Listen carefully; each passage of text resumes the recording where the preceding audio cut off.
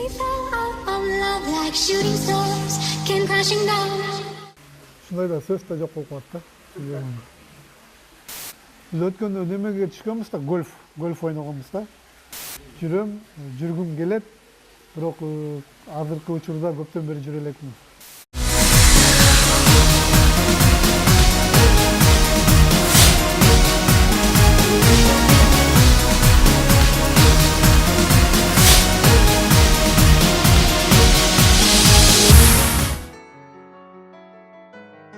Суроо программасынын бүгүнкү коногу башкалардан жөнөкөйлүгү менен айырмаланган профессионалдар арасында панкратион боюнча Евразиянын 2 жолку чемпиону, күжүрмөн самбо боюнча дүйнө чемпиондугунун күмүш медалынын ээси, кармашып мушташуу боюнча дүйнө чемпиону Улан Эралиев.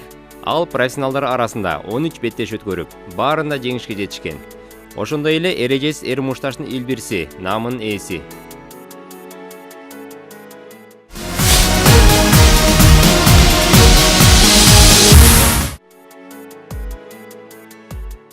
Бул жашоо, бул бакыт, бул мекенге болгон сүйүү, ата энеңге болгон сүйүү, негизи эле өзүңдүн ошо күнүмдүк жашооңдогу арнаган, же болбосо убактыңды бөлгөн, сен жактырган бир кесиптер жана бала чакаң.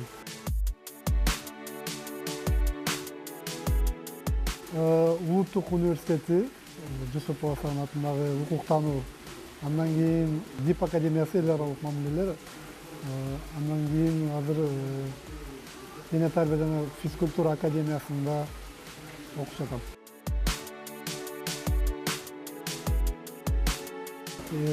Эл аралык компания, Байтас деген компанияда, Матузалем деген компанияда ошо жанагы башкы мындай адис деп коет. Ошол убактагы эсеп менен бир 15 000 сом болчу. Баягы улуулардан айтып жүргөн кеп бар. Биринчи ошо маянаңа өзүңө бир буюм ал деген. Бир буюм алсам керек, эсимде жок.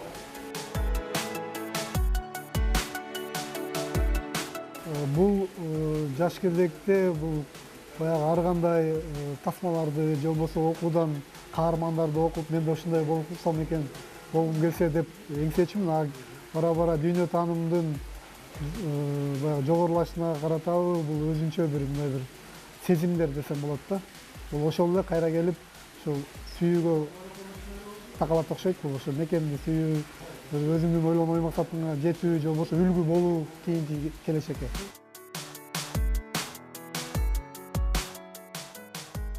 Бир уул, бир кыздын атасы, 5 бир тууганбыз. 3 уул, 2 кыз, эң улуусу болом.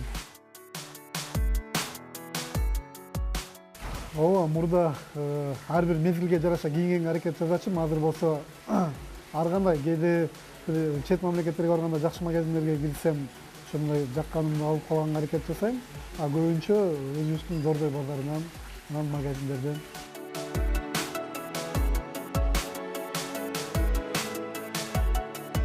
Шашып кеткен учур, же болбосо бир адамга мындай өзгөчө мындай боорукерлик кылып, мындай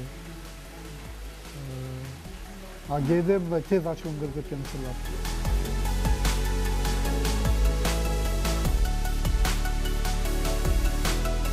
Бизде айтып коет го, баягы курсагында бар эне баарынан сулуу айым деп.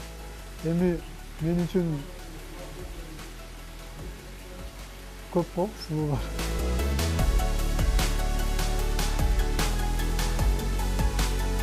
Экинчи класста 26 килограммга күрөшкөм. Бизде ошо баягы область аралыктары мелдешинде ошо биринчи орунду ээлегем.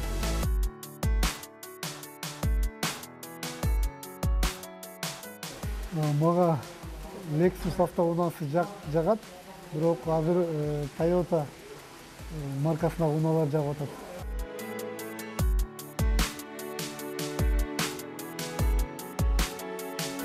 Чечен улутундагы бир атаандашым мен үчүн эң күчтүү болгон, ыңгайсыз болгон мага.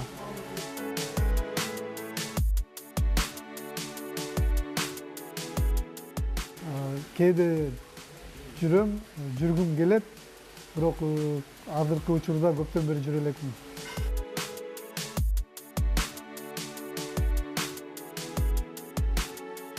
Мен биринчи жолу бала кезде комуз жасап көргөм. Атайын баягы өрүктү кургатып, анан ошодон комуз чаап. Бирок кийин ал ушул өнөр калып калды десем болот да, чоң спортко киргендечи. Анткени эсимде бар, ээр токум чаап көрүп эле, комуз жасап, анан жанагындай ар кандай автомат, мылтык түрлөрүн жасай берчүк да, ойнопчу. Мен өзүм чоң атам негизи жыгачкычта болгон да.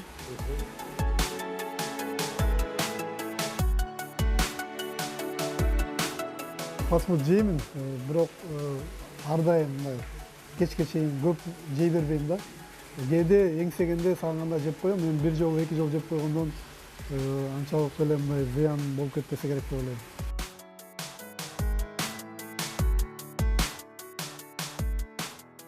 Брус Линин киносу.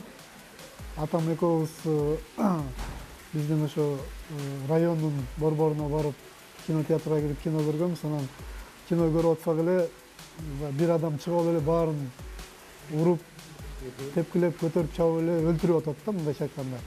Анан мен ыйлап атам. Эмне болду дейт, бул баарын эле өлтүрүп атпай, адамдарды караңызчы десем, атам күлүп айтып калган да, бул деген жакшы адам, бул деген мыкты чебер, ушул мушташ түрүндө, бул деген жаман адамдарды тарбиялап атат дегенден, анан эртеси күнү эле мектепке барып, өзүм Брус Ли болуп калган эсимде да.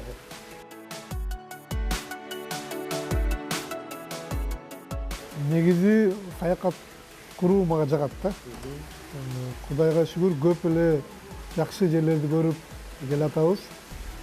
Эгерде мындай бир жакшы бир мүмкүнчүлүк келип калса, мен ошо Антарктида барбы, ошонун чекелерине барып келмекмин. Анткени кайсы бир тарыхта, кылымдарда ошол жакта ата бабаларыбыз жүргөн дейт да, ал жак мындай кургак болуп, мындай тоң учурда аттар менен өтүп кеткен дейт да, океандын аркы бетине. Ошол жактар кызыктай сезиле берет.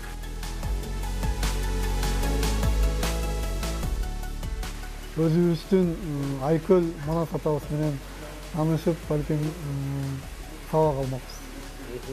Бакай ата, Кошой бабаларыбыз кошо жанында болсо.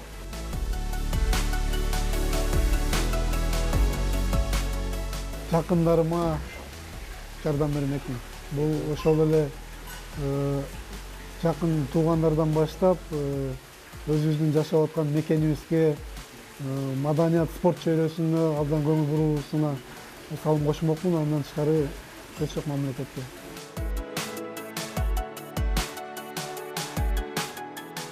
Эми ар бир учурда ошо ар бир немеге жараша айтып кала берем да. Мисалы, спорт дүйнөнүн элчиси деп. Ушул сөз мага жагат, анткени спорт менен бул адамды өзүн өзү тарбиялайт. Бул деген ошол, мисалы, пунктуальный деп коебуз го, баягы тактык алып келүү, жоопкерчиликти алып келүү, айткан сөзгө бек туруу. Мисалы, кыргызда сөз бар эмеспи? Жигит бул бир гана ошо өзүнүн айткан сөзүнө гана чалынат депчи, баягы айтылган сөз атылган ок деген сыяктуудай.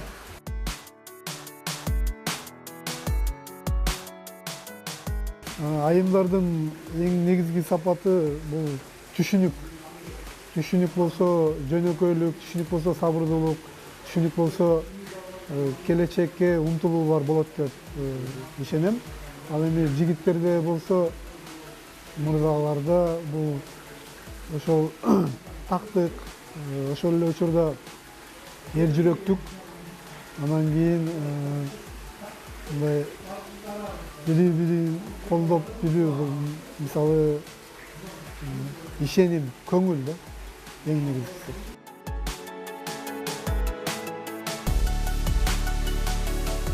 Биринчиден үйдүн жана унаанын ачкычы, жанагы чөлтөк китепче, портманы, анын ичинде сөз жок паспортум жана унаанын күбөлүгү болот. Андан тышкары баягы күнүмдүк керектүү каражаттар. Ал эми үчүнчүсү бул телефон.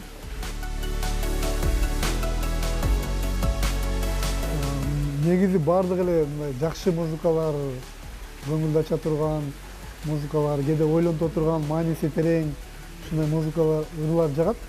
Бирок акыркы учурда ушу өзүбүздүн дастандар жагып атат. Биринчи кезекте мага улуттук тамактар жагат. Жакында эле түштүк жергесинде болуп келдим. Эми ал жакта кайсы бир кээ бир жерлеринде, Тажикстанга жакын жерлеринде тажиктердин тамактары, өзбектерге жакын жерлерде өзбектердин тамактары, бирок өзүбүздүн беш бармакты сагындым.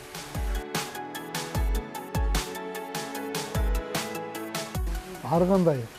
Бирок китеп окуп, же болбосо жөн эле табиятта сейилдеп, же сууда сүзүүнү жактырам.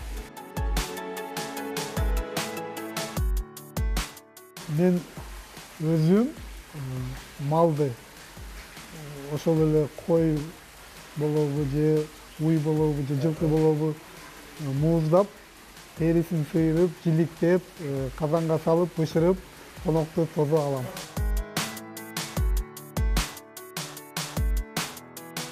Көрө элекмин, көрчүм, жанагы просто Мария, жөнөкөй эле Мария дегенди көргөм. Санта Барбараны бир аз көрүп, кийин көрбөй калдым. А Чыңгыз ханды башынан аягына чейин көрүп чыккам. Ис калтыруу деп ойлойм.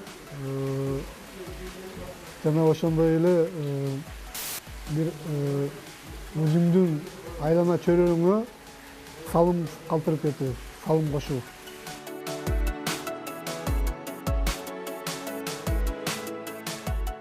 Мисалы, мектепте окуп жүргөндө мен ушу ким болосуң дей берсе, космонавт болом деп айтып жүрөрчүмүн. Анан 31 декабрга мектепте балаты болот эмеспи, жаңы жылдык балаты. Ошого космонавттын кийимин сатып келип, бир кубанткан апам.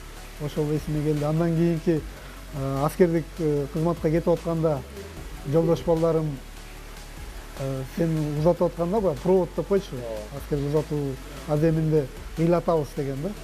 Анан ыйлабай кетип, бирок кийин кайра аскерден кетип атканда мындай бир көзүмө жаш келип кеткен, эсиме келди.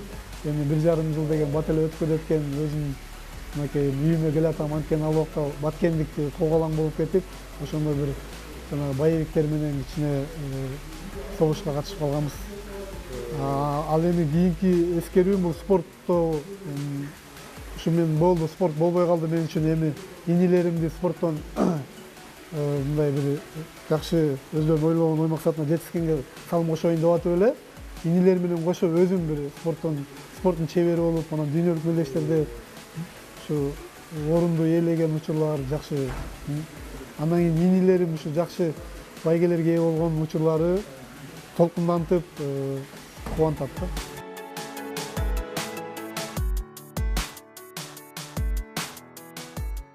Эл алдына чыгып ырдап көргөн эмес.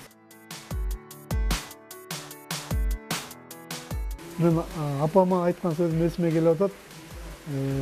Мисалы дүйнөдө айымдардын, энелердин жүрөгүндөй, энелердин көңүлүндөй адам жок. Ар кандай кыйынчылыктарга, ар кандай бир тоскоолдуктарга, мисалы үчүн өздөрүнүн эрктүүлүгү менен, чыдамкайлыгы менен айырмаланып, ошол жашоонун кыйынчылыгына карабастан бизди ушул даражага жеткизген бизге алтындын баасы жеткиз, кымбатсыз деп айтканым эсимде.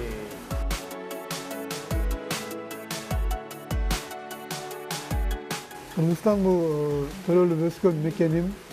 Кыргызстан бул келечегибиз, келечегим. Кыргызстан бул биздин эртеңки мурасыбыз.